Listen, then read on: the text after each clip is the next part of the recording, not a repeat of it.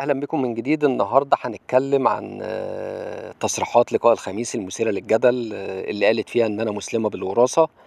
قالت لقاء الخميس إن أنا بعتنق الديانة الإسلامية عن طريق الوراثة، لكن هي ما اتسألتش عن أي ديانة تحب تعتنقها، وده لأنها اتولدت لقت والدها مسلم فورثت منه ديانته، زي ما ورثت جنسيته وقالت إحنا بنورث ديننا، حد ما بيورث دينه من الأب.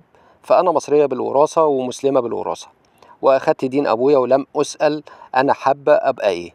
هل ده له علاقه من اني مصريه وافتخر؟ هل ده تقليل من ديني الاسلامي؟ انا واضحه ومش مجبره ان اقول حاجه ليها معنى تاني. احنا واخدين ديننا بالوراثه. كمان كان ممكن اصحى الصبح من نومي الاقي ابويا مسيحي وابقى مسيحيه. انا ما اخترتش. الناس بتعاقبني ليه؟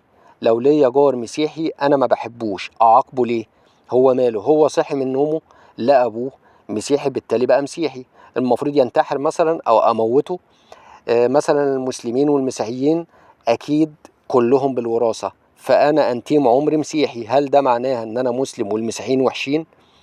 وقالت ان النقاب مش مذكور في القرآن، وعمري ما قلت انه مبتدع، وربنا قال وليضربن بخمورهن على جيوبهن، هي حتة قماش على الصدر.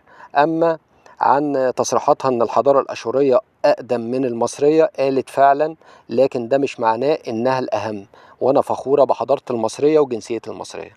وبكده ينتهي الفيديو بتاعنا النهاردة، وتحياتي ليكم.